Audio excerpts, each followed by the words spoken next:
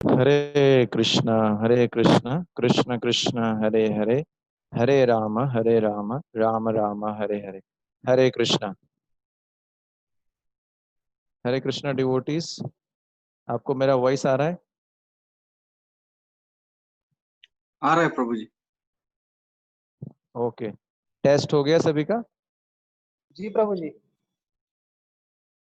Okay, आपने सबने submit करा दिया पेपर? जी प्रभु जी। ओके।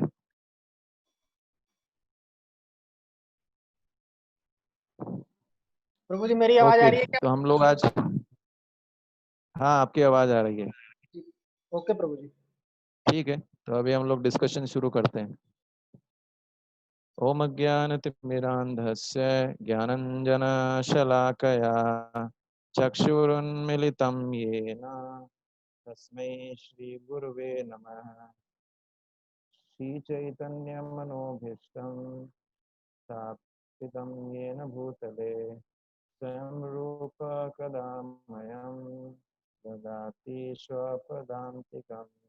वन्देऽहं श्रीगुरो श्रीयुतापदकमलं श्रीगुरुन् वैष्णवांश्च श्रीरूपं साग्रजातं सहगन् रघुनाथान्वितं तं सजीवं सावधेतं सावधूतं परिजनसहितं कृष्णचैतन्यदेवं श्रीराधा कृष्णपादान् सहगन् ललिता श्रीविशाखान्वितांश्च नमो विष्णुपादाय कृष्णपृष्ठाय भूतले श्रीमते भक्तिवेदान्तस्वामिन्निति नामिने। नमस्ते सरस्वते देवे गौरवाणी प्रचारिणे निर्विशेषशून्यवादी पाश्चात्यदेशतारिणे नमो महावदन्याय कृष्णप्रेमप्रदायते कृष्णाय कृष्णचैतन्य नामने गौरतिषे नमः। हे कृष्ण करुणा सिन्धो दीनबन्धो जगत्पते गोपेश गोपिका कान्त राधा कान्त नमस्ते। जयतां सूरतो पङ्गुर्मन्मतिर्गतिर्मत्सर्वस्य पादाम्भोजो यादमदन्मोहनो दिव्याद्रिन्दारण्यकल्पद्रुमादः श्रीमद्रत्नागरशिमासनस्थौ श्रीमद्राधा शिलागोविन्दव्यपृष्ठदेवी सेव्यमानो स्मरामि। श्रीमन्रासरसारम्भी वंशी वटटटस्थितः कर्षणवेणु सुनिर्गोपिर्गोपीर्नाथाश्य अस्तु नः। सार्थमर्जुनस्यादौ कुर्वन् गीतामृतं ददौ लोकत्रयोपकाराय तस्मै कृष्णात्मने नमः। अज्ञाननिराधिरुपेति यया विशेषं भक्ति परापि भजते परिपोषमुच्चैः तत्त्वं परं स्फुर्ति दुर्गमम् अपि अदर्शम् षड्गुण्यभृत्स्वरचितं प्रणमामि गीतम्।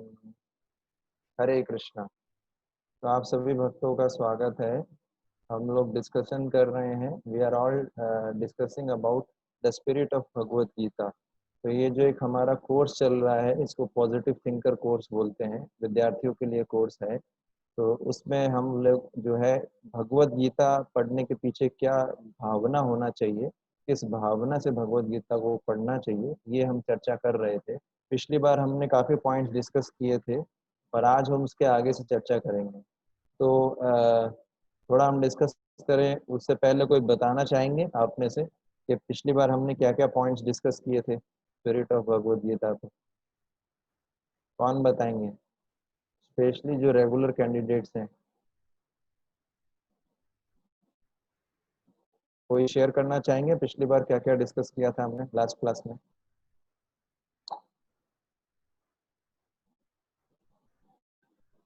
Anybody would like to share? कोई शेयर करना चाहेंगे?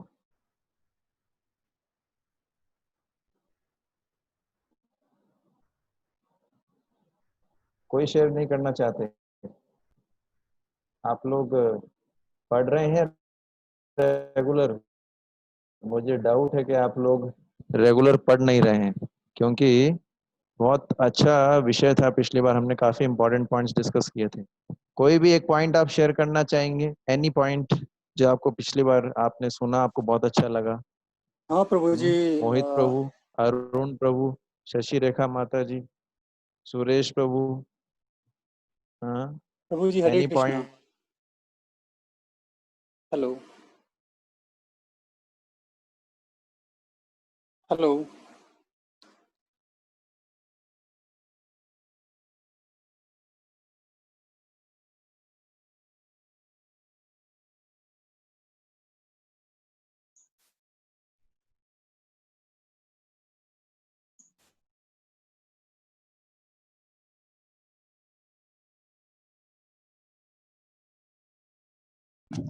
प्रभु जी वॉइस नहीं आ रहा है आपका।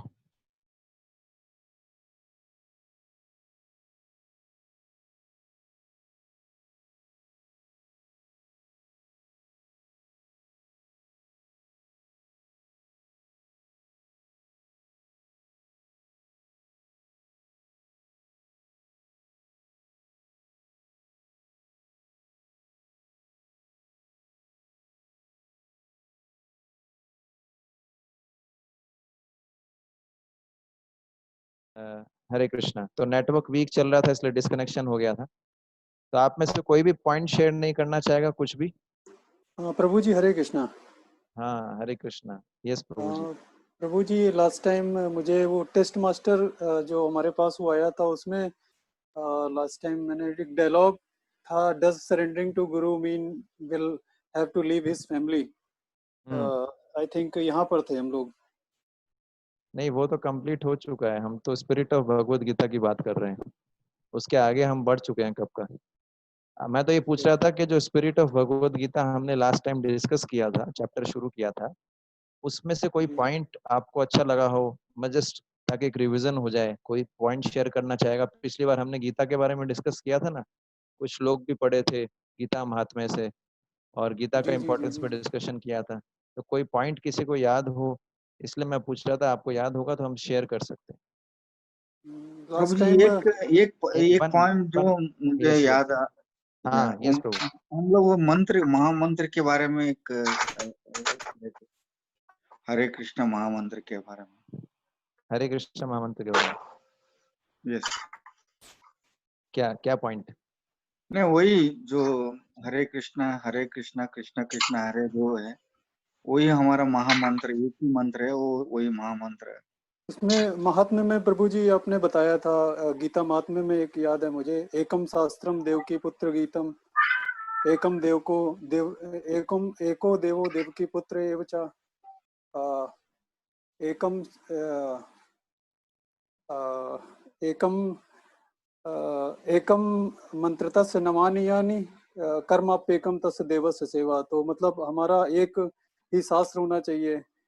और मतलब इसके बारे में भी डिस्कस किया था। और एक आपने वो कि भगवान कृष्ण जो है वो एक मतलब गाय का दूध दूहने वाले हैं, और अर्जुन जो है बछड़े के समान है। और हम लोगों को भी मतलब वो ज्ञान मिलेगा उसके माध्यम से। ये गीता महात्म्य में डिस्कशन हुआ था प्रभु जी। गुड। और कोई? और एक लास्ट टाइम आपने एक इंस्टेंस भी बताया था कि हम मतलब ज्ञान कैसे ले सकते हैं। जैसे एक मतलब जो ध्यान नहीं दे रहा, अगर हमें शहद की बोतल मिली हो, हम उसको जब तक खोलेंगे नहीं तब तक हमें शहद नहीं मिलेगा। तो उसी तरीके से मतलब ये दिव्य ज्ञान भी हमें जो है ऐसे लेना पड़ेगा। गुड। और कोई? बाकी सब डिवोटीज कोई बताना चाहेंगे?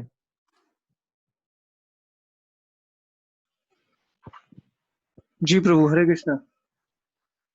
हरे कृष्णा। बताइए प्रभु।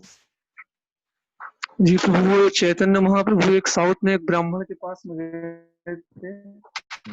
उस ब्राह्मण की लाइफ से हमें ये टीचिंग मिलती है कि भले ही भक्ति की मतलब भगवान को समझने के लिए हम कोई मटेरियली क्वालिफाइड हो ये जरूरी नहीं है। हमारे अंदर भक्ति भाव होना चाहिए, जैसे उस ब्राह्मण के अंदर था। वो मतलब अनपढ़ था, उसके बावजूद भी उसको भगवान की प्राप्ति हुई।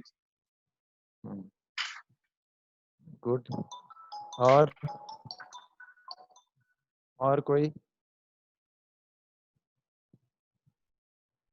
सुरेश प्रभु, आपका कोई पॉइंट? शशि रेखा माता जी, आपका कोई पॉइंट?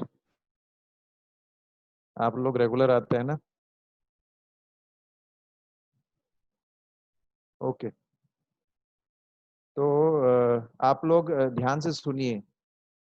देखिए, ये जो हम चर्चा कर रहे हैं ये कोई साधारण विषय नहीं है, है ना? कई बार जो है हमारा मन हमारे साथ चीट करता है। मन बोलता है कि टाइम पास के लिए है। ये आध्यात्मिक चीज टाइम पास के लिए नहीं है।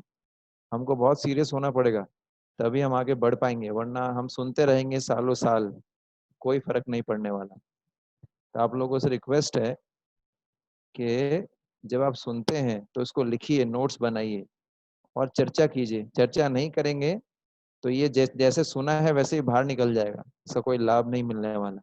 आई एम सॉरी, मैं थोड़ा हार्ड बोल रहा हूँ, लेकिन ये सत्य बात है, ये सच्ची बोल रहा हूँ। क्योंकि जब तक उत्साह नहीं होगा चर्चा करने के लिए, तब तक फिर आप समझ पा रहे हैं ना कि हम सीख नहीं पाएंगे।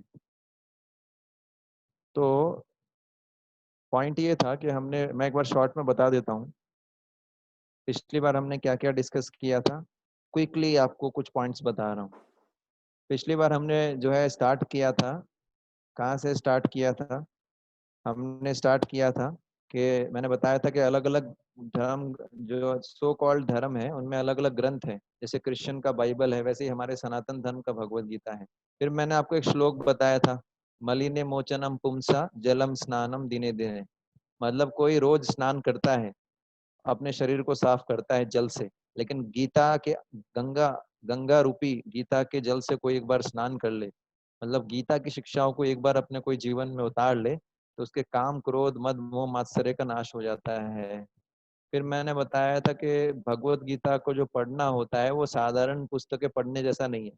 साधारण पुस्तक जैसे हम नॉवल पढ़ते हैं, मैथ्स पढ़ते हैं, साइंस पढ़ते हैं, उससे जो है हमारे को एंटरटेनमेंट मिलता है, हमारा जो है एकेडमिक चीजें हमारा आईक्यू टेस्ट किया जाता है, लेकिन हमारे हृदय का शुद्धिकरण नहीं होता है। हृदय का शुद्धिकरण तभी होगा जब हम गीता पढ़ेंगे, है ना। और बड़े बड़े सो कॉल्ड नेता हुए हैं, जैसे राधा कृष्णन, राजगोपालाचारी, महात्मा गांधी जी, उन्होंने सबने गीता के बारे में बोला है। साइंटिस्ट हुए हैं बड़े बड़े, आइंस्टाइन, ओपनहीमर, उन्होंने भगवत गीता से कोट किया है। बड़े बड़े फिलोसफर हुए हैं जैसे एमरसन, उन्होंने भगवत गीता का प्रशंसा किया है। और पूरे विश्व में सबसे ज्यादा कमेंट्री या टीका किसी किताब पे लिखा जाता है तो भगवत गीता है। देखिए, मैं ये जो आपको बता रहा हूँ, मैं इसलिए बता पा रहा हूँ क्योंकि मैंने नोट्स बना रखे हैं, वरना मुझे भी याद नहीं रहेगा। अब मेरे को बहुत समय हो गया, मेरे को नोट्स बनाने की क्या जरूरत है, लेकिन फिर भी मैं बनाता हूँ। इसलिए आप लोगों से भी रिक्वेस्ट है कि नोट्स बनाइए, take it seriously, take this course seriously. तो भगवान ने भगवत गीता बोला था लगभग 5000 साल पहले, पर आज भी कई लोग, कई मैनेजमेंट गुरु इसको अप्लाई करते हैं। फिर हमने डिस्कस किया था भगवत गीता का महात्म्य। सर्वोपनिषदो गावो दोग्धा गोपाल नंदन, पार्थो वत्स सुधीर भोक्ता, दुग्धम गीता अमृतम महत्। ये जो गीता को, समस्त वेदों को जो है, सारे उपनिषदों को गाय मान लिया जाए, गीता का उसका दूध मान लिया जाए, अर्जुन को बछड़ा मान लिया जाए, श्री कृष्ण को ग्वाला मान लिया जाए, तो जो दूध निकलता है वो किसके पान के लिए है?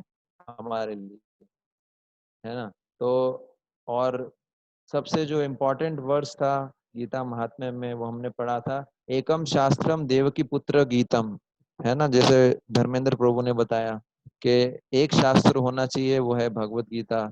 एक जो है, एक भगवान की पूजा होनी चाहिए, वो क्या है? श्री कृष्णा। एक ही कार्य होना चाहिए जीवन में, उनकी सेवा करना, है ना। एक ही मंत्र का उच्चारण करें तो कौन सा है? हरे कृष्ण महामंत्र।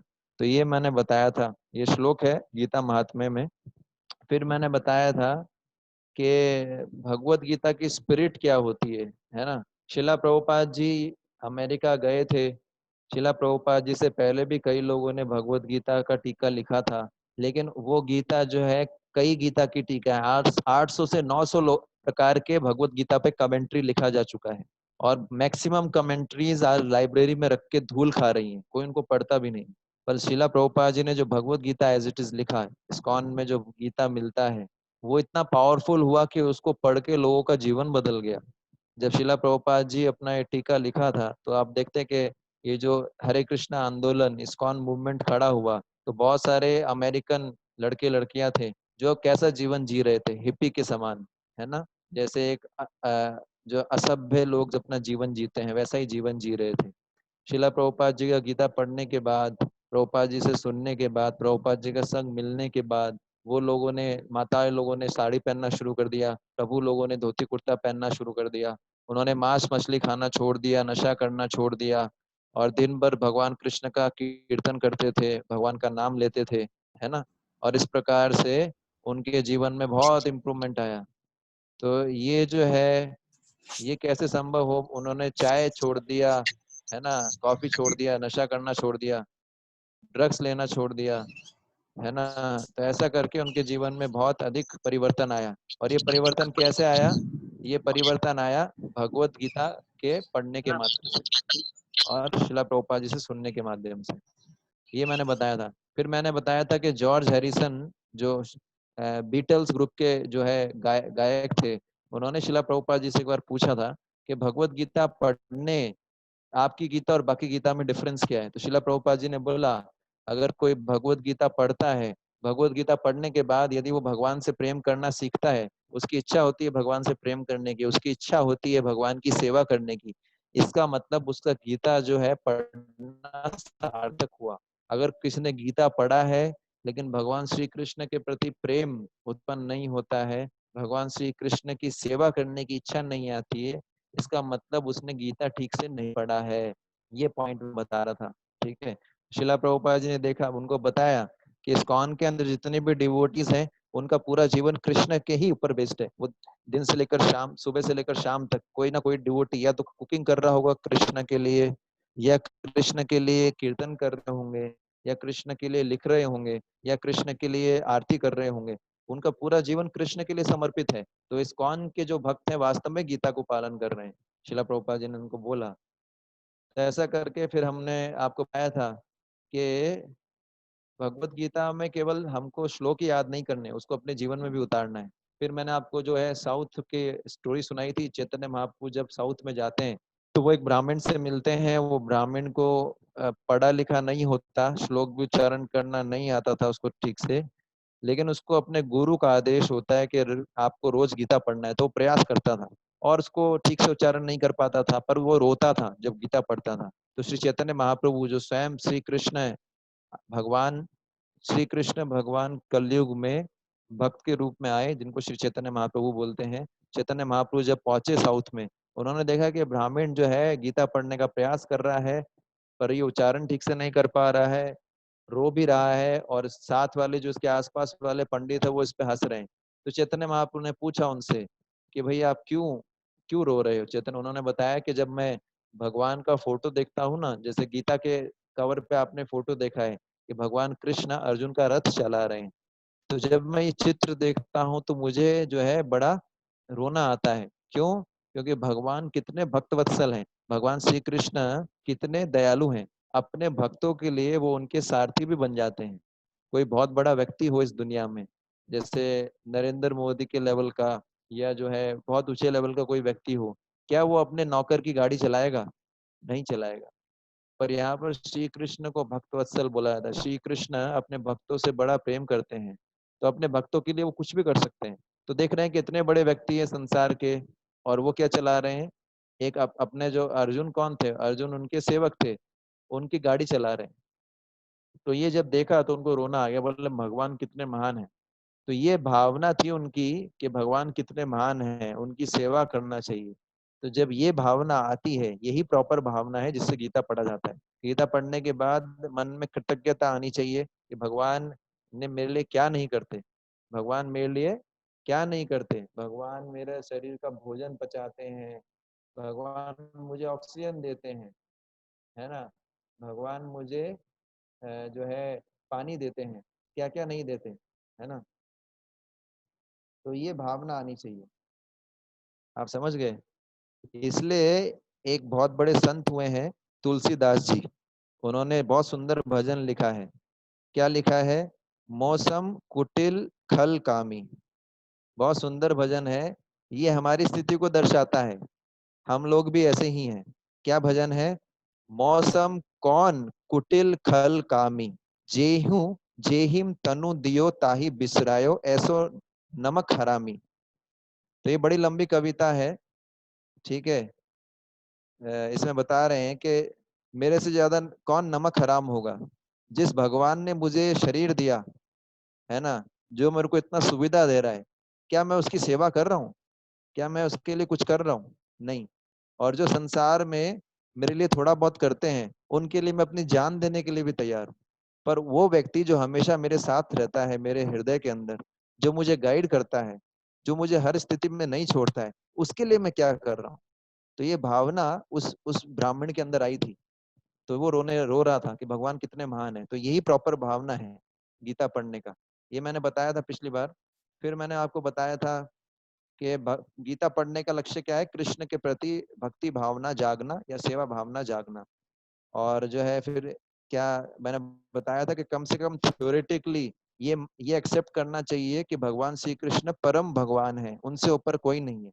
जब थ्योरेटिकली कम से कम हम ये एक्सेप्ट करेंगे कि भगवान श्री कृष्ण से ऊपर कोई नहीं है, तो फिर जो है उनकी बातों को हम सीरियसली लेंगे जो भगवत गीता में दे रखी है। यदि हम थ्योरेटिकली भी भगवान श्री कृष्ण को भगवान नहीं मानेंगे, प्रैक्टिकली तो बहुत दूर की बात है, तो हम गीता को स्वीकार ही नहीं करेंगे। हम सोचेंगे कृष्ण भी हमारी तरह ही व्यक्ति, जैसे लोग सोचते हैं कि कृष्ण हमारी तरह ही तो हैं। कृष्ण, हम 2 शादी करते हैं तो लोगों को प्रॉब्लम हो जाती है, कृष्ण ने 16,108 शादियां की, है ना, हमारी तरह ही तो हैं, कृष्ण भी ऐसे ही। अरे भैया, कृष्ण ने गोवर्धन पर्वत भी उठाया था, आप उठा सकते हो गोवर्धन पर्वत है। तो पॉइंट ये है कि हम कृष्ण को साधारण मानेंगे, उनके शब्दों का वैल्यू नहीं करेंगे। इसलिए कम से कम थ्योरेटिकली श्री कृष्ण को परम पुरुषोत्तम भगवान मानना चाहिए, फिर गीता पढ़ने का लाभ मिलेगा। फिर मैंने बताया था कुछ ऐसे भी जो है, ऐसे सो कॉल्ड जो होते हैं अध्यात्मवादी होते हैं, जिनको मायावादी बोलते हैं। तो ये मायावादी लोग क्या करते हैं, ये गीता जो है, गीता को तो पढ़ते हैं, लेकिन गीता में से कृष्ण और अर्जुन को हटा देते हैं। ये मायावादी लोग क्या बोलते हैं कि कृष्ण के अंदर जो कृष्ण है ना, कृष्ण तो एक महापुरुष थे, तो कृष्ण के अंदर जो अजन्मा कृष्ण है, अजन्मा कृष्ण मतलब भगवान कृष्ण तो महापुरुष थे, उनके अंदर जो भगवान है, वो जो है उनका उनका उनको सरेंडर करना चाहिए। तो ये ऐसे मूर्ख लोग होते हैं, वो ये नहीं जानते कि कृष्ण के अंदर और कृष्ण के बाहर कोई फर्क नहीं है। कृष्ण हमारे जैसे दिखते हैं लेकिन हमारे जैसे है नहीं। कृष्ण का शरीर हमारे जैसा लगता है, लेकिन कृष्ण के आत्मा और शरीर में कोई फर्क नहीं है, जबकि हमारे आत्मा शरीर में फर्क है। हम आत्मा है और हम शरीर में है। ये मैंने आपको journey of self discovery course में क्लियर किया था। तो ऐसे मायावादी लोग होते हैं जो अर्जुन और कृष्ण को हटा देते हैं गीता से, और इसको, और जो है ये ऐसी बातें करते हैं कि संसार में दुख है। वो तो ठीक है, लेकिन कृष्ण से उनको ईर्ष्या होता है।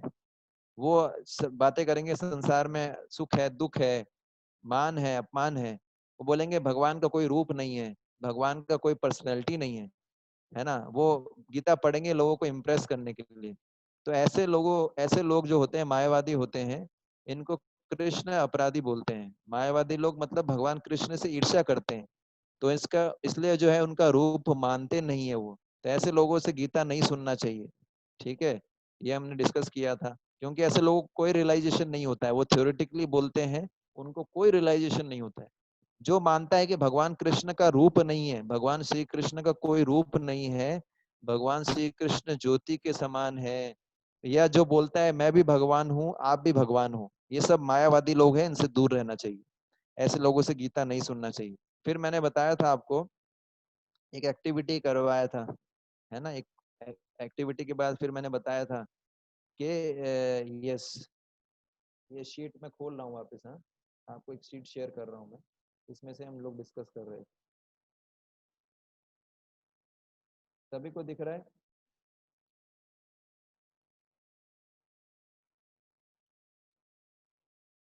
तो पिछली बार हमने इसमें से डिस्कस किया था, आपको याद होगा। तो ये साउथ इंडिया वाला स्टोरी मैंने सुना दिया था आपको, और ये एक्टिविटी हमने कर लिया था पिछली बार। अभी बहुत ही सुंदर एक स्टोरी आती है, एक और महाभारत के युद्ध में। ये बहुत ही सुंदर स्टोरी है कि अर्जुन और दुर्योधन, अर्जुन और दुर्योधन दोनों भगवान कृष्ण के पास जाते हैं। ये आपने सुना होगा। ये स्टोरी जो है कि जैसे संसार में आपको जो है बहुत सारे लोग मिलेंगे जो गीता तो पढ़ते हैं, लेकिन गीता पढ़ने के बावजूद भी उसका सही मतलब नहीं निकाल पाते। तो वैसे लोगों को बोलते हैं शुष्क तर्कवादी, जो तर्क करते हैं, श्लोक रटे हुए होते हैं उनको, लेकिन कोई भी चीज को अपने जीवन में अपनाते नहीं है। तो ऐसे लोग कैसे होते हैं, वो गीता का सहारा लेते हैं और अपने मन मर्जी कार्य करते हैं। वो गीता को अपना हथियार बनाते हैं और अपने को जो अच्छा लगता है वही कार्य करते हैं। जैसे बहुत सारे मैनेजमेंट गुरु हैं, वो गीता में से मैनेजमेंट प्रिंसिपल निकालेंगे, गीता में से मैनेजमेंट प्रिंसिपल निकालना गलत नहीं है, लेकिन वो कृष्ण अर्जुन की बातों को पूरा बदल देते हैं, ये गलत है। तो ऐसे लोग अपना मोटिव सिद्ध करते हैं। तो वैसे ही एक स्टोरी आती है महाभारत के अंदर, भगवान श्री कृष्ण जब थे, है ना, तो उस समय दुर्योधन और अर्जुन दोनों भगवान श्री कृष्ण के पास जाते हैं, क्योंकि महाभारत का युद्ध होना था। तो सबको पता था कि श्री कृष्ण जो है उनके पास नारायणी सेना है, बहुत बड़ी। नारायणी सेना वो सेना होती है जिसमें हर सैनिक नारायण के समान शक्तिशाली होता है, भगवान नारायण के समान। तो भगवान श्री कृष्ण सो रहे होते हैं, है ना, वो उनसे मिलने के लिए जाते हैं। महाभारत महाभारत में वर्णन आता है इस कहानी का। तो सबसे पहले दुर्योधन जाता है। दुर्योधन जाता है तो भगवान पहले जाता है, तो भगवान के सिर के पास बैठता है। भगवान सो रहे होते हैं बेड पे, जैसे कि आप ये पिक्चर भी देख रहे हो ना, ये पिक्चर है कि भगवान, एक मिनट, भगवान सो रहे हैं। सबसे ये दुर्योधन है, ये अर्जुन है। तो जाता है दुर्योधन और देखते हैं कि ना भगवान श्री कृष्ण है वो रेस्ट कर रहे होते हैं, ये द्वारका की बात है। तो उसके बाद क्या होता है, अर्जुन भी आते हैं और अर्जुन जो है भगवान के चरणों के पास बैठते हैं। दुर्योधन कहाँ बैठा होता है, भगवान के सिर के पास। अब भगवान की नींद खुलती है, नींद खुलती है तो एक्चुअली वो बहुत, द्वारका के अंदर क्या था कि भगवान ने 16,108 महल बना रखे थे, हर रानी के लिए अलग से एक महल था, और भगवान सभी रानियों के साथ एक साथ रहते थे, उन्होंने अपना विस्तार किया था। तो अर्जुन के जैसे ही अर्जुन पहुंचे, अर्जुन के पैर के पास बैठ गए और उनके पैर दबाने लग गए। तो भगवान की नींद खुलती है, नींद खुलती है तो भगवान सबसे पहले अर्जुन को देखते हैं, क्योंकि अर्जुन उनके पैर के पास बैठे थे, और फिर बोलते हैं, अरे अर्जुन तुम यहाँ कैसे आए हो, है ना। तो इतने में दुर्योधन बोलता है, मैं भी आया हुआ हूँ, है ना, क्योंकि दुर्योधन को लगा शायद मेरे को पूछेंगे नहीं। दुर्योधन बोलता है, मैं भी उपस्थित हूँ वसुदेव। तो फिर जो है बोलते हैं, हाँ आइए आइए। तो फिर बोलते हैं कि बोले क्या हेल्प चाहिए मुझसे बताइए। तो वो अर्जुन को बोलते हैं पहले। तो दुर्योधन बोलता है, लेकिन पहले तो मैं आया हूँ तो मैं मांगूंगा। कृष्ण बोलते हैं, लेकिन अर्जुन छोटे हैं आपसे, और सदाचार एटिकेट ये बोलता है कि अर्जुन को पहले मांगने देना चाहिए। तो अर्जुन से पूछते हैं, अर्जुन क्या मांगो, तुमको क्या चाहिए। एक तरफ तो मैं हूँ, मैं युद्ध नहीं लड़ने वाला, एक तरफ तो मैं हूँ और एक तरफ मेरी नारायणी सेना है जिसमें हर सैनिक मेरे बराबर है लड़ने में, तो तुम क्या चाहते हो, मांग लो। तो भगवान भी अर्जुन का टेस्ट ले रहे थे। अर्जुन ने जो है विचार किया और फिर बोला, भगवान मुझे तो आप चाहिए। भगवान ने बोला, सोच लो अर्जुन, मैं युद्ध नहीं करने वाला हूँ, मेरी सेना बहुत बड़ी सेना थी भगवान के पास। बोले आप चाहो तो अभी भी बदल सकते हो, अपने चाहो तो अपनी सेना ले लो मेरी, या मैं तो वैसे भी युद्ध नहीं करूंगा। लेकिन अर्जुन को पूरा विश्वास था कृष्ण पे, तो उन्होंने कृष्ण को ही चुना, क्योंकि उनको पता था जहां पर कृष्ण होंगे, जहां पर कृष्ण होंगे वहां पर ही विजय होती है। तो उन्होंने किसको चुना, उन्होंने कृष्ण को चुना। और इतने में दुर्योधन बड़ा खुश हो गया मन ही मन, बोले कितना सेंटिमेंटल व्यक्ति है ये, कृष्ण तो लड़ाई भी नहीं करेंगे और इनको चूज किया है अर्जुन ने, इसका क्या फायदा। और मन ही बाहर से ऐसा दिखा रहा था अर्जुन, दुर्योधन, कि देखो अरे बहुत अच्छा है, लेकिन मन ही मन बोल रहा था अर्जुन तो मूर्ख है। और भगवान ने क्या चूज, अर्जुन ने, दुर्योधन ने क्या चूज किया, ऑटोमेटिकली दुर्योधन के पास सारी सेना आ गई, दुर्योधन खुश होकर चले गए।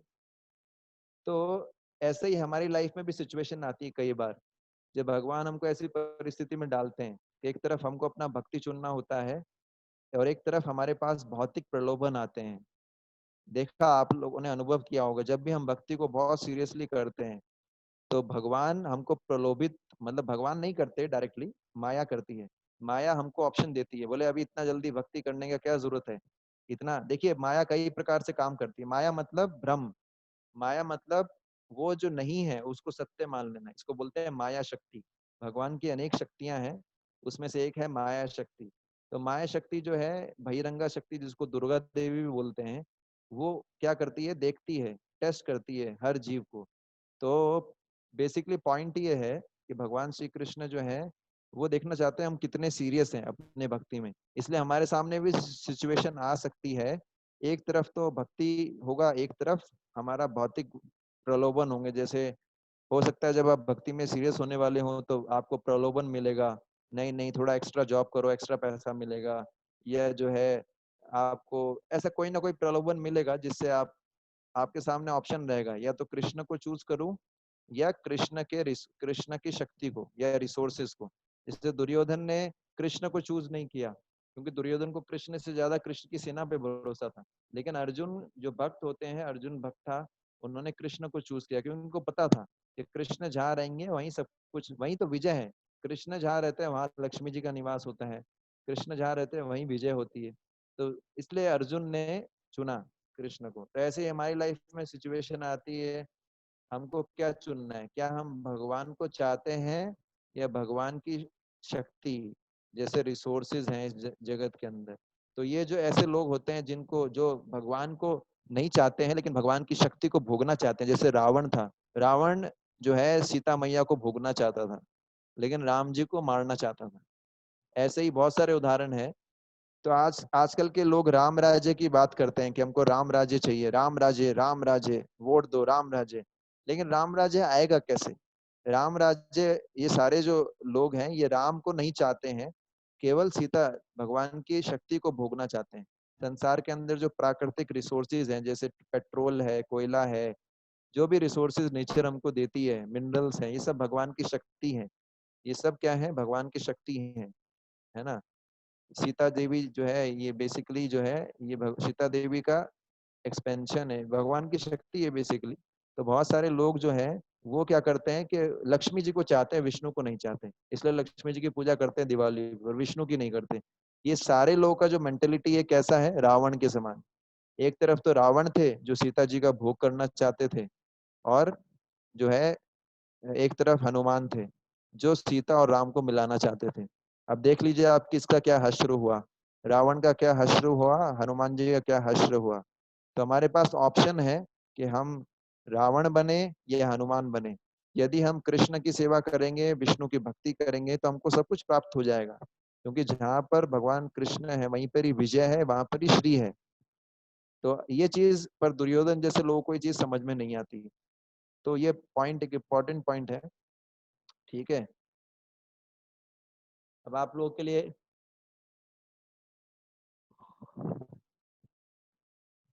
ओके,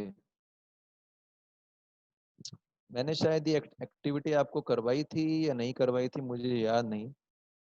ओके, मैंने एक्टिविटी करा दी थी। फिर हम डिस्कस कर रहे थे what are the requirements for understanding Bhagavad Gita. जो है भगवत गीता को सीखने से पहले कुछ चीजें ध्यान रखनी चाहिए, है ना। तो आप में से मैं अभी बोलूंगा पढ़ने के लिए, फटाफट आपको पढ़ना होगा, है ना। कौन पढ़ेंगे? कोई भी डिवोटी कोई पढ़ना चाहेंगे?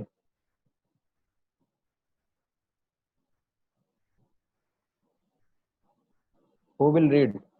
जी गुरु जी, आशुतोष चौबे। हाँ पढ़िए प्रभु। One should understand the following points before beginning to the Bhagavad Gita. Is the Bhagavad Gita real or symbolic? Bhagavad Gita is a real historical dialogue between the Supreme Personality of Godhead, Lord Sri Krishna, and Arjuna. This historical dialogue was recorded for the benefit of all future generations.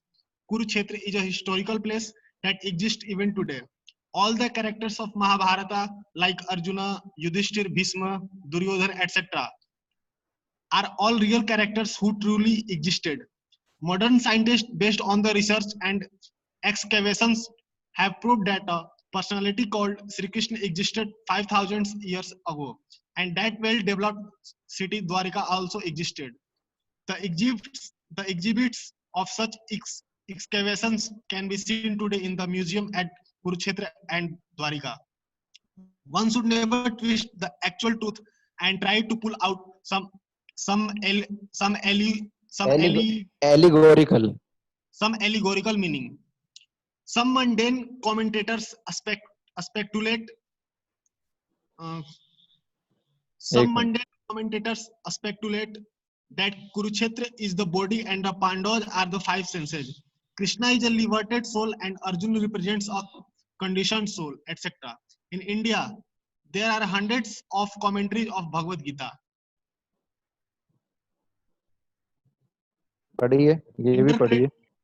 Interpreted by authors with no devotion but only mental speculation. Such commentaries full of speculation are lying in old libraries covered with dust, devoid of any practical applicability. Such misinterpretations have no potency to invoke the dormant devotion in the heart of living being towards. However, when Srila Prabhupada, the founder Acharya of ISKCON, presented Bhagavad Gita as it is, within 4 or 5 short years, thousands of people all over the world become Krishna conscious. Now over 1 million people worldwide are chanting Krishna names. This is the potency of presenting Bhagavad Gita as it is,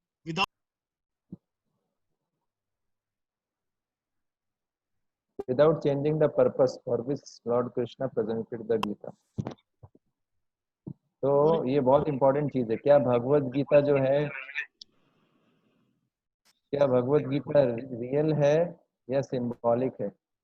ये बड़ा important प्रश्न है ना जी.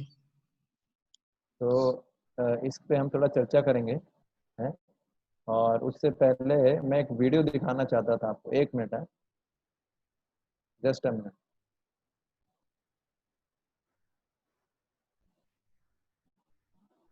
हरे कृष्णा कृष्ण कृष्ण हरे हरे, हरे Ram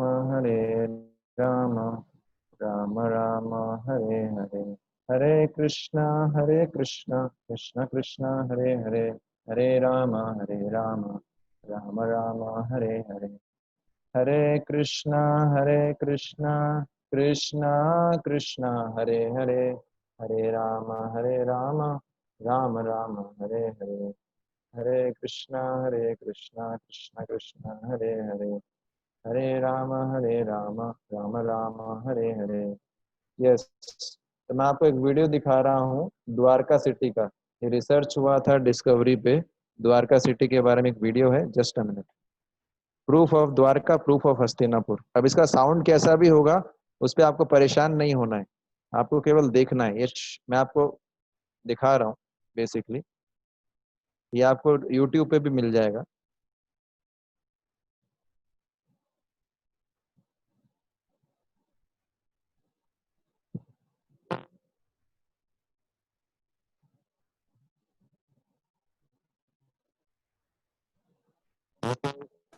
Studies based on limited archaeological evidence produced contradictory conclusions. Recent independent studies, such as that of archaeologist James Shaffer in 1993, showed no evidence of a foreign invasion to the Indus-Saraswat civilization, and that a cultural continuity could be traced back for millennia. प्रभु जी video नहीं दिख रहा है. Video नहीं दिख रहा Does है? not support the Aryan invasion ऐसा कैसे हो theory. सकता है? एक Marine minute, archaeology has also been utilized. एक मिनट है.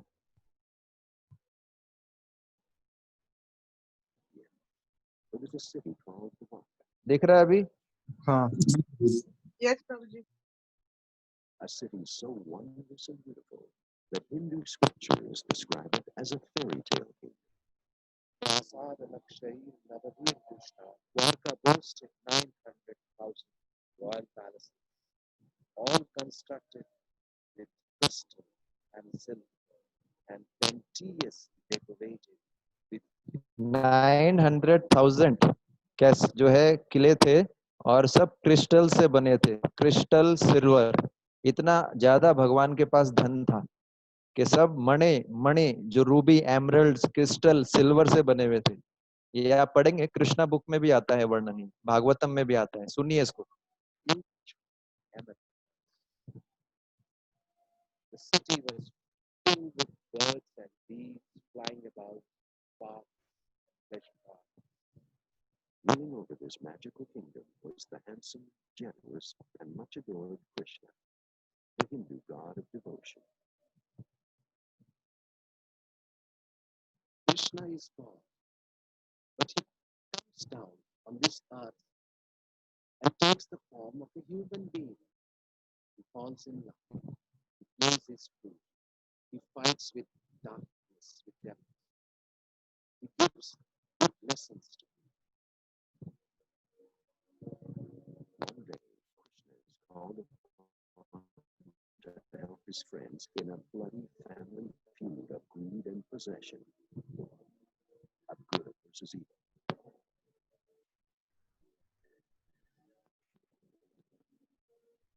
The story is a David and Goliath battle. Krishna and his 5 friends against 100 evil cousins. And its source, the Bible of the Hindu world, the Mahabharata, one of India's most revered scriptures. The Mahabharata is a religious epic, so popular that when this dramatized version aired on Indian television in 1988, 300 million people tuned in, making it one of the most watched television series in the world.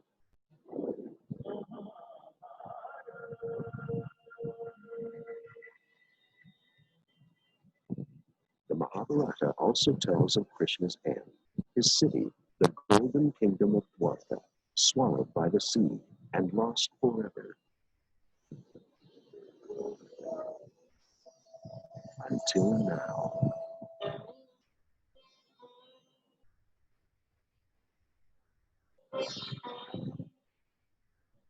Dwarka, lying on the western coast of India off the Arabian Sea, is a fishing town, home to 52,000 people. It shares the same name as the legendary magical kingdom described in the ancient Hindu scriptures. But the only similarity between the two today are the thousands of pilgrims who come here to worship Lord Krishna, the Hindu god of devotion.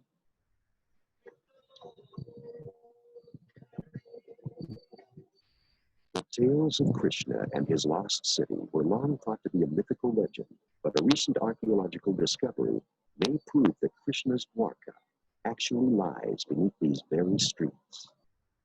I took up the challenge to find out if really. तो मैंने आपको doctor Rao के बारे में बताया था पिछली बार.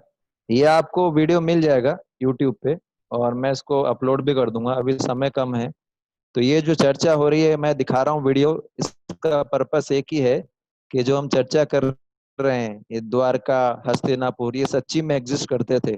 कृष्ण सच्ची में थे, पांडव सच्ची में थे. ये सब इतिहास है. महाभारत मतलब हिस्ट्री ऑफ ग्रेटर इंडिया. जो हम हिस्ट्री पढ़ रहे हैं अभी हिस्ट्री की किताबों में वो असली हिस्ट्री नहीं है. असली हिस्ट्री है महाभारत. हिस्ट्री मतलब इतिहास. इतिहास का मतलब होता है इति मतलब पास्ट में हुआ हुआ और हास मतलब घटना. तो ये वास्तव में जो भारत का इतिहास है वो महाभारत है. हम कुछ और ही पढ़ रहे हैं. प्रॉब्लम ये है. इसलिए ये जो सत्य चीजें ये माइथोलॉजी नहीं है. भगवत गीता जैसे लोग बोलते हैं गीता तो जो है सिंबॉलिक है, रियल थोड़ी है.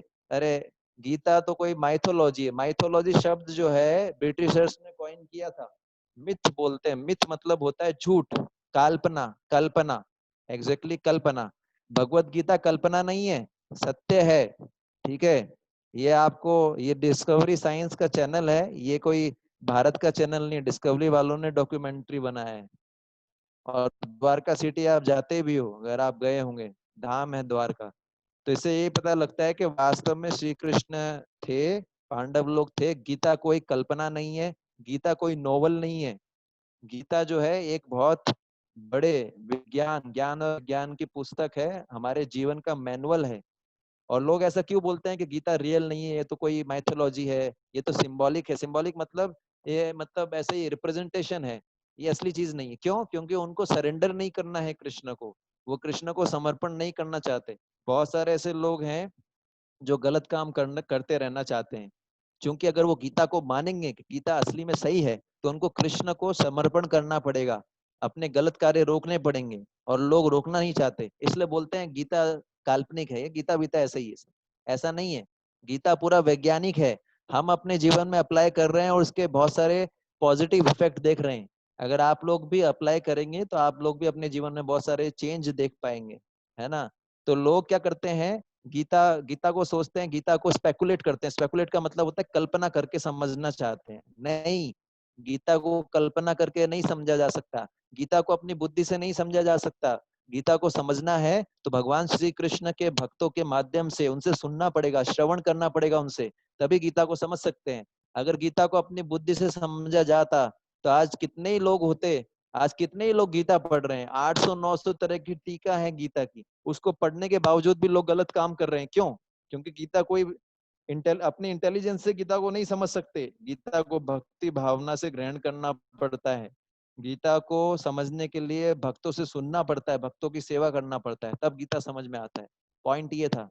तो इसलिए जो है गीता को सुनना है तो गुरु परंपरा में सुनना चाहिए, है ना। जैसे मैंने journey of self discovery course में भी बताया था कि अगर कोई पुत्र है उसको अपने पिता के बारे में पता करना है तो उसके पास दो ऑप्शन है, या तो वो अपनी माता से पूछ ले या फिर वो रिसर्च करता हुआ घूमता रहे, जेनेटिक टेस्ट कराए, डीएनए टेस्ट कराए। अगर डीएनए टेस्ट कराएगा तो उसको बहुत सारे साल लग जाएंगे, 800-900 साल लग जाएंगे, फिर भी उसको पिता का पता नहीं लग पाएगा, है ना। वो तो कुछ सैंपल के लिए।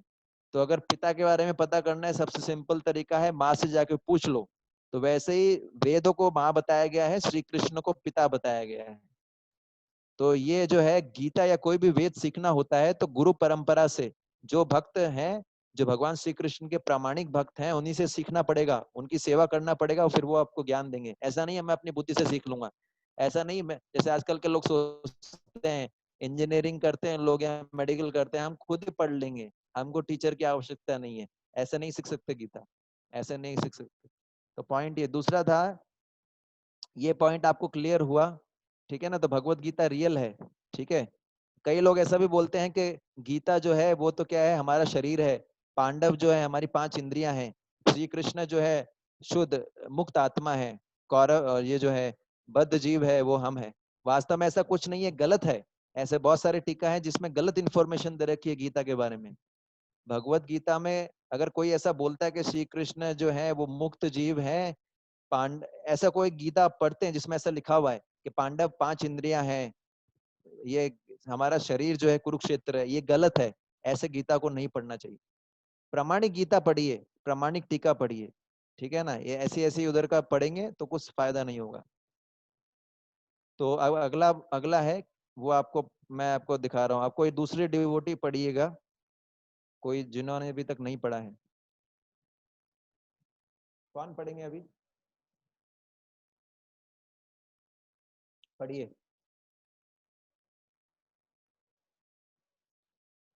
Bhagavad Gita mythology or a historical account. The word Hindu mythology was coined by Indologists who wanted to divert the sincere Vedic followers away from their own reasons to Christianity. In 1876, Max Ruler wrote to a friend, India is much riper from Christianity than Rome or Greece were at the time of Sant Paul. He added that he would not like to go to India as a missionary because that the word make him dependent. I should like to live for 10 years quietly and learn the language. Try to make friends and then see whether I was fit to take part in the work by means of which the old mischief of Indian priestcraft could be overthrown and the way open for the entrance of simple Christian teaching.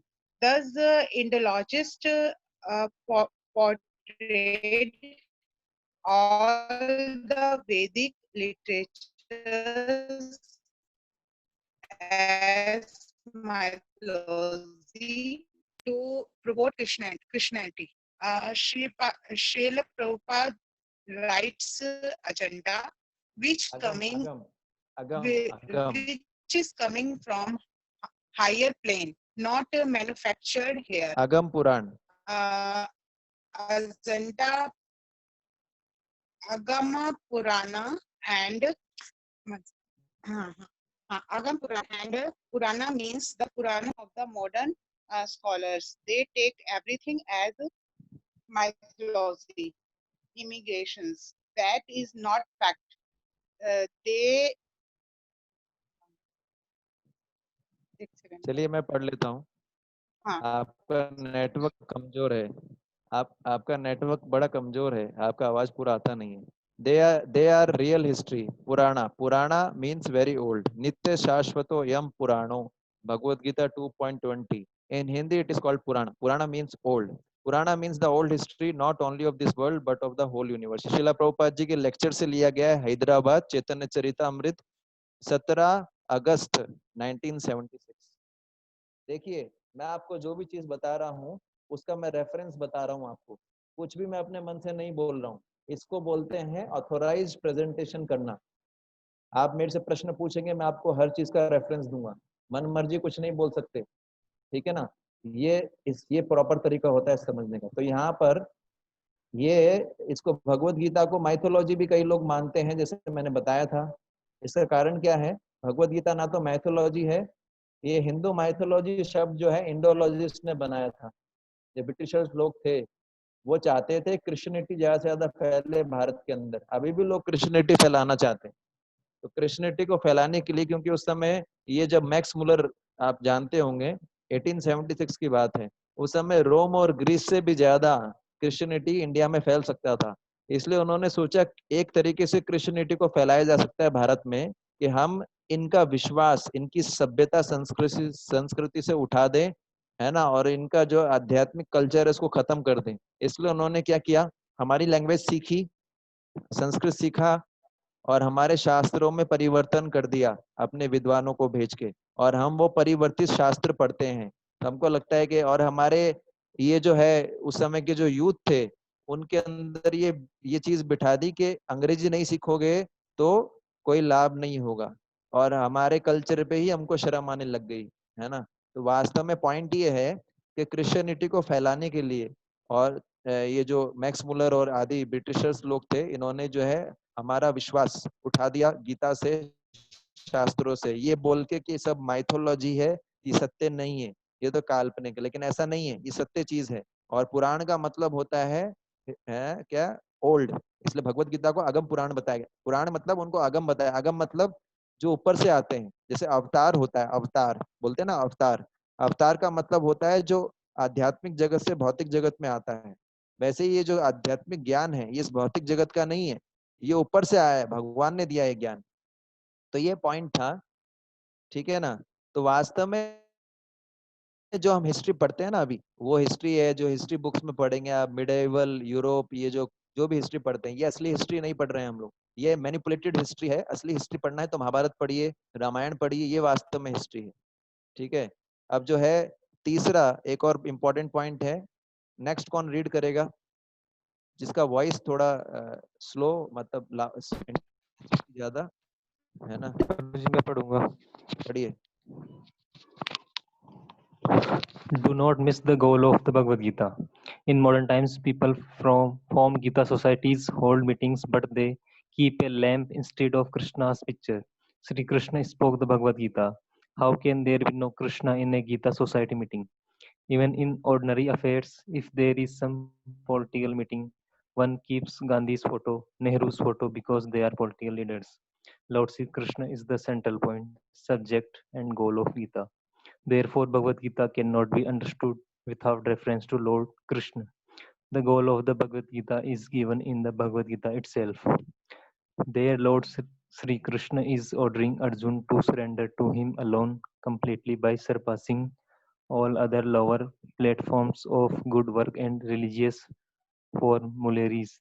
The Lord promises Arjun that he will vanquish all his sinful reactions and deliver him from this world of birth and death. If someone doesn't come to this conclusion and goal after reading Bhagavad Gita, they have missed the essential point. If someone puts Krishna aside, considering him to be an ordinary person and thinks that the goal of Bhagavad Gita is to do social service, to become patriot of our nation, to become a good person who doesn't harm others, to become a Sanskrit scholar, etc. He is very unfortunate. He is like that foolish man who, after hearing the whole Ramayana, asked the speaker, "Sir, who is Sita related to Rama?" How is Sita related to Lord Ram? Point ये है इसके अंदर कि भगवत गीता का गोल क्या होना चाहिए। हम भगवत गीता पढ़ते हैं तो उसका गोल क्लियर होना चाहिए। जैसे मैंने बताया कि भगवत गीता माइथोलॉजी नहीं है, वैसे ही मैं बता रहा हूँ गोल भगवत गीता का पढ़ने के पीछे लक्ष्य कोई बहुत बड़ा विद्वान बनना नहीं है, पंडित बनना नहीं है। क्या बनना है? भगवान कृष्ण को भगवान कृष्ण का प्रेमी बने, भगवान कृष्ण का सेवक बनने, ये लक्ष्य है। अच्छा, अब आप प्रश्न पूछेंगे, प्रभु जी भगवान श्री कृष्ण का प्रेमी बनने से, भगवान श्री कृष्ण को प्रेम करने से क्या होगा? उनकी सेवा करने से क्या होगा? क्या फायदा मिलेगा मुझे क्या लाभ मिलेगा? है ना, क्योंकि बिना लाभ के तो हम कोई चीज करते ही नहीं है। तो यहाँ पर बताया जाता है कि अगर हम भगवान कृष्ण से प्रेम करना सीख लें तो हमारी सारी समस्याओं का समाधान हो जाएगा। क्योंकि जो भगवान कृष्ण से प्रेम करता है वो समस्त जीवों से प्रेम करता है। वसुदेव कुटुंबकम। आज हमारे मन में ईर्ष्या है, द्वेष है, काम है, क्रोध है, ये सब खत्म हो जाएगा यदि हम भगवान श्री कृष्ण से प्रेम करना सीख ले। आप पूछोगे प्रभु जी ये कैसे हो सकता है, मैं भगवान से प्रेम करूं और सभी लोगों के प्रति काम क्रोध खत्म हो जाए? ये ऐसे हो सकता है, फॉर एग्जाम्पल सपोज, जैसे फॉर एग्जाम्पल जैसे कोई व्यक्ति है, उसकी सिस्टर है, उसकी सिस्टर की शादी होती है, तो सिस्टर की शादी होती है तो सिस्टर के जो ससुराल वाले होते हैं उनसे रिलेशन बनता है, संबंधी बोलते हैं उनको। तो वो जो व्यक्ति होता है वो सिस्टर को प्रेम करता है, तो सिस्टर के जो ससुराल वाले उनसे भी प्रेम करता है, सिस्टर के जो हस्बैंड होते हैं उनसे भी प्रेम करता है, सिस्टर की सास होती है उनको भी सम्मान देता है। क्यों? क्योंकि वो सब उस सिस्टर से संबंधित हैं इसलिए। उसी प्रकार यदि कोई हम भगवान कृष्ण से प्रेम करेंगे तो हम हर जीव से प्रेम करेंगे। हम मांस नहीं खाएंगे, जैसे आज लोग मांस खा रहे हैं, उनको जीव दया नहीं आता। हम एक दूसरे का शोषण नहीं करेंगे, एक्सप्लॉइटेशन नहीं करेंगे, क्योंकि हम देखेंगे कि ये भी कृष्ण का अंश है। हमारे में दया भावना आ जाएगी, हमारे में ईर्ष्या खत्म हो जाएगा, हमारे में काम भावना खत्म हो जाएगी, हम क्रोध नहीं करेंगे। तो बहुत फायदा है, बहुत लाभ है। इसलिए गीता का जो लक्ष्य है भगवान से प्रेम करना है। ठीक है, तो अब एक छोटा सा एक्टिविटी करेंगे हम लोग फटाफट, और ये ऑलमोस्ट खत्म हो चुका है आपका। अब आप बताइएगा मेरे को, मैं आपको है ना क्वेश्चन आंसर, आप लोग उत्तर दीजिएगा। मैं आपको एक एक्टिविटी चार्ट दिखा रहा हूँ, दिख रहा है सबको? अब इसका उत्तर देना है सबको। Modern scientists, based on the research on excavations, have proved that personality called Sri Krishna existed 5000 years ago, and that well-developed city Dwarka also existed. तो द्वारका है, ये रिसर्च में आया है। ये exhibits of such excavations can be seen today in museum। तो जो कुरुक्षेत्र द्वारका में जो म्यूजियम बना हुआ है उसमें भी ये जो है द्वारका सिटी के जो बच्चे खुचे रेमिनेंट्स है वो भी दिखने को मिलते हैं। इससे क्या पता लगता है? क्या भगवत गीता रियल है? क्या भगवत गीता सिंबॉलिक है? क्या भगवत गीता रियल है पर सिंबॉलिक नहीं है? या भगवत गीता सिंबॉलिक है पर रियल नहीं है? बताइए क्या उत्तर होगा? Bhagavad Gita is real. क्या? Bhagavad Gita is real not symbolic. Bhagavad Gita is real not symbolic. वो हाँ, तो थर्ड फर्स्ट वाला भी है सही है, थर्ड वाला भी सही है। भगवत गीता रियल है, सिंबॉलिक नहीं है। हाँ, A and C. Bhagavad Gita real है, सिंबॉलिक नहीं है। भगवत गीता रियल भी है, फर्स्ट एंड थर्ड। ठीक है, दूसरा है one should never twist the actual truth and try to pull out some allegorical meaning. ये किसके लिए बोला गया कि भगवत गीता के मतलब को इधर उधर नहीं करना चाहिए। ये mundane commentators speculate that Kurukshetra is body and Pandavas are the five senses. Hundreds of interpretation on Gita by authors with no devotion but only mental speculation. Speculative commentators lying in library, commentaries lying in library with no practical value or application.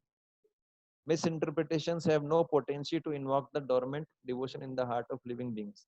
तो यहाँ पर बताया गया है, question ये है कि भगवत गीता के असली मतलब को घुमाना नहीं चाहिए, कुछ एलिगोरिकल मीनिंग नहीं लगाना। तो क्या लगता है आपको? कुछ एलिगोरिकल मीनिंग नहीं निकालना चाहिए, उसको उसके मतलब को मोड़ना नहीं चाहिए, जो है उसी को वैसा समझना चाहिए। क्या लगता है कौन सा उत्तर सही है? First, second, third, fourth?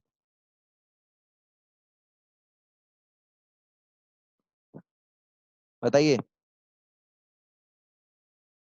First, second, third, fourth. गुरु जी ऑप्शन दीजिए फिर से। हाँ मैं दिखाता हूँ आपको, एक मिनट। क्वेश्चन समझे आप? ये क्वेश्चन दोबारा से बोलिए एक बार। क्वेश्चन ये है कि भगवत गीता के मतलब को घुमाना नहीं चाहिए, असली मतलब को, भगवत गीता में जो लिखा हुआ है उसको ट्विस्ट नहीं करना चाहिए, घुमाना नहीं चाहिए, और कुछ अलग मतलब नहीं निकालना चाहिए। तो ये जो है, इससे कौन सा, इस क्वेश्चन से कौन सा आंसर मैच करता है? मुंडेन, ऐसे बहुत सारे भौतिकवादी जो है, कमेंटेटर्स हैं, जो भगवत गीता के मतलब को जो है ये मन मर्जी सोच लेते हैं कि कुरुक्षेत्र हमारा शरीर है, पांडव हमारी 5 इंद्रियां हैं, और ऐसे बहुत सारे टीका हैं गीता के जिनमें कोई भक्ति भावना नहीं है, केवल मनोधार्मिक चीजें लिखी गई हैं। ऐसे बहुत सारी कमेंट्रीज हैं गीता की जिसमें लोगों ने अपने विचार डाले हैं, जिनका कोई प्रैक्टिकल एप्लीकेशन नहीं है, और जो है इस तरह के जो काल्पनिक चीजें जो लिख देते हैं लोग गीता के नाम पे, उससे किसी में भक्ति भावना नहीं आता। तो इसमें से ये मैंने आपको बता दिया, कौन सा उत्तर है इसका? चौथा डी। एक्चुअली इसके सारे उत्तर ठीक है, फर्स्ट, सेकंड, थर्ड, फोर्थ सारे सही है। क्यों? क्योंकि ये किसके लिए बोला गया, अगर आप देखोगे ऐसे बहुत सारे भौतिकवाद, ये भी सही है, फर्स्ट भी, सेकंड भी, थर्ड भी, फोर्थ भी, चारों सही है। तीसरा गुरु है, जी चार का मतलब एक बार बताइए ना, मुझे क्लियर नहीं हो पा रहा मतलब। देखो क्वेश्चन ये है कि गीता के असली मतलब को मोड़ना नहीं चाहिए और उसका कुछ दूसरा मतलब नहीं निकालना चाहिए। तो ये किसके लिए बोला गया है? ये उस पहला जो है, ऐसे बहुत सारे भौतिकवादी टीका लिखने वाले हैं गीता पे, तो वो क्या बोलते हैं कि कुरुक्षेत्र हमारा शरीर है, पांडव हमारी 5 इंद्रियां हैं। तो ये सही, ये इससे मैच कर रहा है ना कि इन लोगों ने क्या किया, गीता को ही ट्विस्ट कर दिया, गीता के मतलब को ही बदल दिया। वो ये मानते हैं कि कुरुक्षेत्र असली में है ही नहीं, कुरुक्षेत्र तो हमारा शरीर, तो इन्होंने गीता के मतलब को बदल दिया। तो ये पहला भी ठीक है, मतलब one should never twist the actual truth, असली ट्रूथ को घुमाना नहीं चाहिए और कुछ उसका अलग मतलब नहीं निकालना चाहिए। तो पहले वाले लोग इसको है वो घुमाते हैं और दूसरा मतलब निकालते हैं। दूसरे वाला है 100 ऑफ इंटरप्रिटेशन। गीता के बहुत सारे टीका आ गए हैं मार्केट में, 800 से 900 तरह के टीका हैं, उनमें कोई भक्ति भावना नहीं है, केवल सब ने अपने विचार डाले हैं। तो ये भी ठीक है ना, क्योंकि ये लोगों ने भी अपने विचार डाले, मतलब गीता के असली मतलब को घुमा दिया। तीसरा है, बहुत सारे ऐसे शुष्क, बहुत सारी ऐसी कमेंट्रीज हैं गीता पे जो लाइब्रेरी में पड़ी हुई हैं, जो का कोई प्रैक्टिकल एप्लीकेशन नहीं, कोई इनको पढ़ता नहीं। क्यों? क्योंकि असली चीज उसमें दी नहीं गई है, क्योंकि उसमें असली चीज प्रेजेंट ही नहीं की गई है, लोगों ने अपने विचार डाल दिए। तो ये भी वही है, आप समझ गए।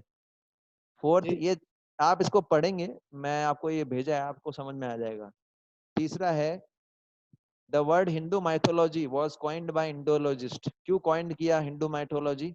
क्रिश्चियनिटी को बढ़ाने के लिए, है ना, हिंदूज को अपने पुराणों के प्रति सचेत करने के लिए, जो भारत के जो पंडित हैं ब्राह्मणों को, उनको हटाने के लिए, और जो वैदिक फॉलोवर्स हैं सिंसियर, उनको अपने क्रिश्चियनिटी में लाने के लिए। बताइए कौन सा उत्तर सही है? पहला, तीसरा और चौथा। पहला, कौन उत्तर दे रहे हैं? अच्छा, आशुतोष। तो ठीक है, पहला, तीसरा और चौथा, और एक उत्तर क्या है, ABCD चारों। तो एक्चुअली इसका उत्तर है पहला, तीसरा और चौथा। ठीक है, चौथा है, अगम पुराण का मतलब क्या है? अगम पुराण का मतलब क्या, अभी अभी हमने पढ़ा था, जो पुराने समय से आ रहा है और जो रिसर्च से निकला हुआ है, जो लोगों ने दिमाग लगा के बनाया, उसको अगम पुराण बोलते हैं। या जो ऊपर से आया है, हायर प्लेन, जो यहाँ बना हुआ नहीं है, इस जगत का नहीं है। या तीसरा, जो old and real history of not only this world, मतलब ना तो इस संसार, मतलब इस संसार की तो हिस्ट्री है। अगम पुराण मतलब, पुराण मतलब इस भौतिक संसार की तो आपको इतिहास मिलेगा उसमें, पर बाकी पूरे सृष्टि का इतिहास मिलेगा। और चौथा है हिंदू माइथोलॉजी और इमेजिनेशन। ये कोई इमेजिनेशन है। बताइए कौन सा उत्तर सही है? दूसरा, तीसरा दोनों ठीक है। अगम पुराण तो है ही, ऊपर से आया, लेकिन ये क्या है, हिस्ट्री भी है। दूसरा और तीसरा दोनों सही हैं, दूसरा और तीसरा दोनों सही हैं। ठीक है, अब पांचवा, Bhagavad Gita forms a part of. Bhagavad Gita किसका हिस्सा है? रामायण का हिस्सा है, जो कृष्ण अर्जुन के बीच में बोला गया था, महाभारत का हिस्सा है और ये सत्य संवाद हुआ था, सत्य घटना थी कृष्ण अर्जुन के बीच में। ऐसा ऐतिहासिक घटना है जो ज्योतिसार में हुई थी कुरुक्षेत्र में, जहाँ पर आज भी एक स्टेशन है, रेलवे स्टेशन, और ये रिकॉर्डेड हिस्ट्री है भारत का, मतलब ये भारत का इतिहास है, महाभारत का हिस्सा है। कौन सा उत्तर सही है? First, second, third, fourth? एक से ज्यादा भी सही हो सकता है। क्या?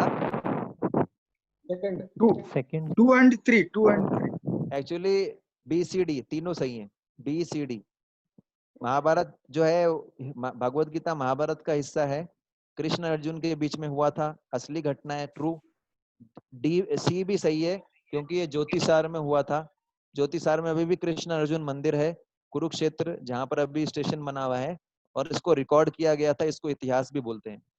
तीनों सही हैं, BCD। और गोल ऑफ भगवत गीता क्या है? भगवत गीता का लक्ष्य क्या है? हमको ये सिखाना कैसे कृष्ण को समर्पण करें, उनकी सेवा करें, जो कि भगवत गीता का मेन सब्जेक्ट है। कैसे हम अपना जो है दृष्टिकोण को ब्रॉड करें, बढ़ाएं, है ना, ताकि जो है हम निर्विशेष ब्रह्म मतलब ज्योति को प्राप्त कर लें और शांत हो जाएं।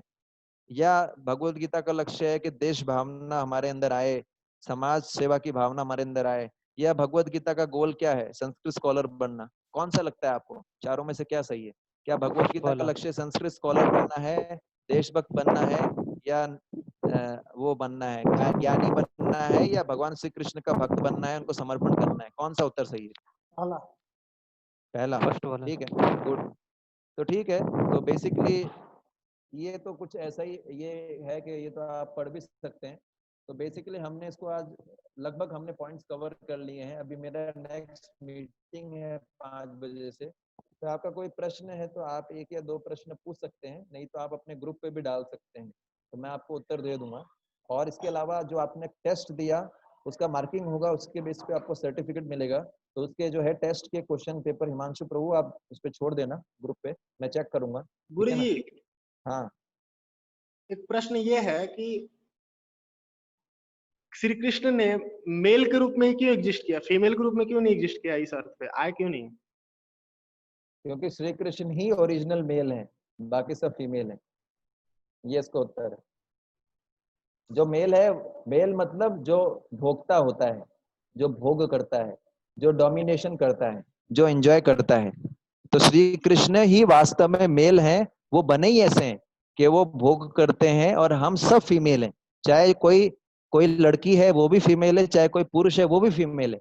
हम शरीर से आइडेंटिफाई करते हैं कि ये मेल है, फीमेल है, लेकिन फीमेल का असली डेफिनेशन का मतलब है, फीमेल का रियल डेफिनेशन होता है जिसको भोगा जाता है, जिसको एंजॉय किया जाता है, या जिसको डोमिनेट किया जाता है। पर इसका गलत मतलब नहीं निकालना चाहिए, जैसे कि हम इस जगत में देखते हैं कि फीमेल्स का एक्सप्लॉयटेशन होता है, वो नहीं है। जो बात करते हैं, एक होता है स्पिरिचुअल व्यू पॉइंट, एक होता है मटेरियल व्यू पॉइंट, एक होती है आध्यात्मिक धारणा, एक होती है भौतिक धारणा। वास्तव में एक ही व्यक्ति है जो हर चीज को भोग सकता है, जो बनाया ऐसे गया है भोगने के लिए। जैसे फॉर एग्जाम्पल हमारा पेट है, हमारा पेट पाचन करने के लिए बनाया गया है। तो अगर शरीर के सारे अंग सोचे कि जैसे अंगुली है, हाथ है, ये सब क्या करते हैं? भोजन को पेट को देते हैं ना, पेट उसको एंजॉय करता है, फिर उससे शक्ति मिलता है सारे अंगों को।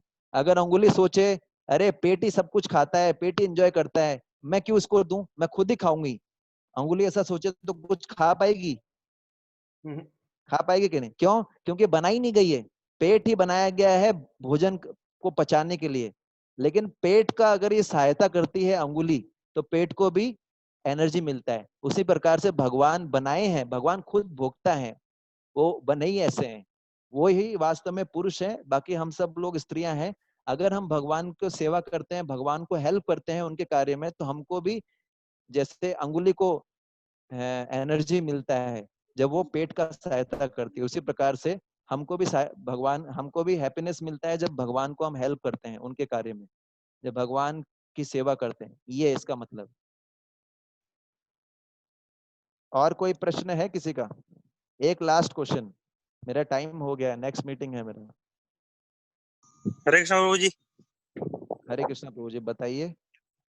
प्रभु जी, जैसे कोई कहता है कि सांप को मारने का पुण्य होता है, पाप नहीं लगता, क्या सही है क्या ये? देखिए, छह गीता में बताया गया है कि 6 चीजों, 6 प्रकार के आतताई हो, 6 प्रकार के स्पेशल, अगर लोगों को आप मारोगे तो पाप नहीं लगता है। तो ये गीता में आता है। एक तो जो दूसरे को जहर दे के मारना चाहता है, एक जो दूसरे की पत्नी का हरण कर लेता है, एक जो दूसरे के घर को आग लगा देता है। जैसे आपने महाभारत में देखा दुर्योधन ने क्या किया, पांडवों के को जलाने का प्रयास किया गया, उनको जहर दिया दुर्योधन ने भीम को, उनकी पत्नी को हरण कर लिया, नग्न करने का प्रयास किया। तो ऐसे लोगों को जान से मारने पे पाप नहीं लगता है। तो और दूसरी जगह ऐसा वर्णन आता है, यदि सांप आपको नुकसान नहीं पहुंचा रहा है तो उसको नुकसान नहीं पहुंचाना चाहिए, लेकिन अगर सांप आपको नुकसान पहुंचा रहा है तो उसको मारना ही श्रेष्ठ है। क्योंकि एक भागवत में श्लोक आता है कि साधु भी प्रसन्न होता है जब जो ऐसे सांप जैसे कोई जहरीले प्राणियों को मारा जाता है। क्यों? क्योंकि वो, अगर सीधी बात है, यदि कोई वो आपको नुकसान पहुंचा रहा है तो आप उसको मार सकते हैं, लेकिन अगर वो नुकसान नहीं पहुंचा रहा है तो उसको छेड़ना नहीं चाहिए। पर इसका मतलब ये नहीं कि हम सांप से प्रेम करें तो उसको गले लगा लें। प्रेम का मतलब ये नहीं होता। हर जीव को कैसे प्रेम करना है उसका अलग अलग तरीका होता है। शेर को प्रेम करने का मतलब ये नहीं उसको गले लगा लें, वो खा जाएगा आपको। जी प्रभु जी। है ना? तो ये है। ठीक है, तो अब मेरा आज समय हो गया। एक्चुअली मेरा नेक्स्ट मीटिंग है। आपका कोई प्रश्न हो तो आप हमारा जो ग्रुप है पॉजिटिव थिंकर का, या आप हिमांशु प्रो को क्वेश्चन दे सकते हैं, वो मेरे तक पहुंचा देंगे। यूट्यूब पे और है ये वीडियो यूट्यूब पे अपलोड हो जाएगी। हाँ, ये अपलोड हो जाएगी, आपको मिल जाएगा। ठीक है। और दूसरा जो प्रभु टेस्ट जी, पेपर, नेक्स्ट मीटिंग आपकी 6:30 बजे है ना अभी? हाँ, गीता क्लास है 6:30, उसके बाद लिविंग उससे नेम। उससे पहले तो अभी कोई नहीं है ना? उससे पहले कोई क्लास नहीं है, वो दूसरा हमारा इस्कॉन का ऑफिशियल मीटिंग है। ठीक अच्छा है। प्रभु जी, वैसे तो लाइज यानी जुओं को भी नहीं मानना चाहिए ना, या मानना चाहिए? किसको? जू जू जो सिर में जू चलती है, लाइज। वो तो आप मारना ही पड़ेगा, कैसे निकालेंगे उनको बिना देखिए बात ये है, मतलब उसमें श्रीमद् भागवतम में आता है 5वें स्कंद में, जहाँ नरकों का विवरण दे रखा है। वहां पर बताते हैं चींटी को और मच्छर को मारने से भी नरक में जाना पड़ता है। क्यों? आप उनको भी मारोगे तो भी नरक में जाना पड़ेगा। तो अब फिर प्रश्न उठता है, प्रभु जी तो चींटी और ये तो परेशान करते हैं मच्छर, तो ये हमारी गलती है। मच्छर क्यों होते हैं? गंदगी से। अगर हम साफ सफाई रखेंगे तो मच्छर नहीं होंगे। और मच्छरों से बचना है, जो मच्छरदानी लगाओ ना, आप उनको जान से क्यों मारते हो? है ना? तो हर चीज का तरीका होता है। अब वो जुए क्यों पड़ी हैं? क्योंकि आप साफ सफाई नहीं रखते हैं। मतलब आपका नहीं बता रहा हूँ, जनरल साफ सफाई नहीं रखते, इसलिए जुए पड़ती हैं। अगर कोई साफ सफाई रखे ठीक से, जैसे हमारे तो जुए नहीं पड़ती, क्योंकि हमारा बाल ही नहीं है। No hair style, no tension. कितना खर्चा बचता है, आप समझ पा रहे हैं? नहीं तो मारना चाहिए फिर नहीं, उनको। जितना हो सके जीव हिंसा नहीं करना चाहिए, जितना हो सके, जहां तक संभव हो। ठीक है। ठीक है। मेरा YouTube चैनल है संकर्षण प्रिय दास ऑफिशियल, वो आपको हिमांशु प्रो बता देंगे। ठीक है। मेरा अभी मीटिंग है, मुझे क्षमा कीजिएगा, मुझे जाना पड़ेगा। हरे कृष्णा। जगत गुरु शिला प्रभुपाद की जय। निताई गौर प्रेमानंदे। हरि